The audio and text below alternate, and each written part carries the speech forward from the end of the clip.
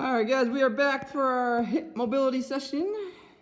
Pretty much all body weight based today.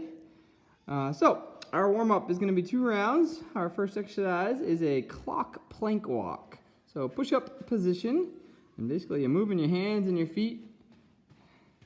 You know, if you're really particular, think about all the numbers on the clock, try to hit each one, or basically just making a circle. So once you hit the lap all the way around, you would just reverse the direction, so you're doing 1 in each direction.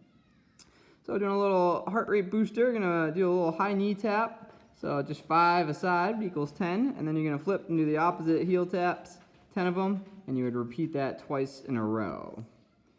And then a little stretch, lateral knee hug. Get a good pull on the glute, sit out and reach, try to get a good stretch in that trail leg, and then go into the opposite side. And those are 5 on each leg. So you got 2 full rounds of the warm-up, and then we have a ladder that you guys are gonna do as fast as you can get through.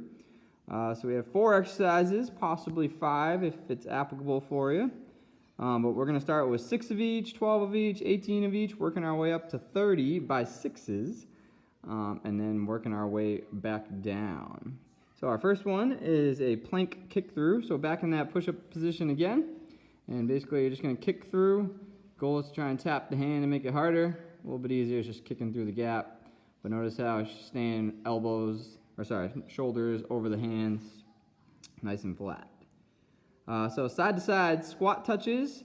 So easier is squat, a little shuffle in between.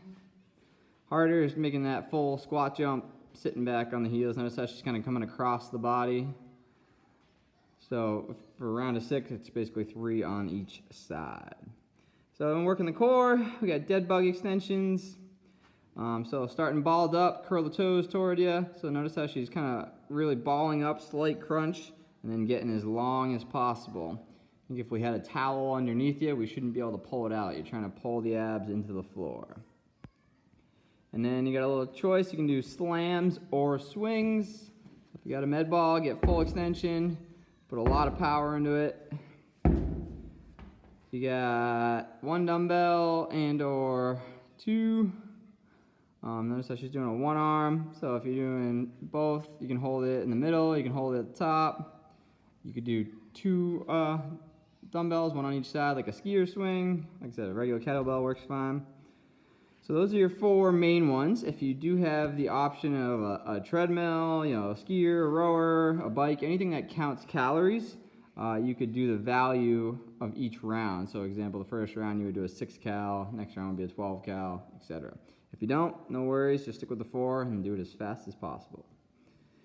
So our finisher is a constant running clock for 5 minutes. So you're gonna start with a 30-second wall sit. So you hold that position for 30 seconds. As soon as the clock that you're holding on to hits 30, you go right into cross climbers for 20 seconds. And as soon as that 20 seconds hits, you pop up and you're either doing a high knee in place. It's just a quick 10-second burst, or just a little foot fire. It's a little bit easier, just fast feet. And then as soon as that 10 seconds is up, you're right back into that wall sit. So it's just constant movement keeping you going. So it's a good 5 minute, gets the heart rate going. And that is it for our WOD today. Have a good workout.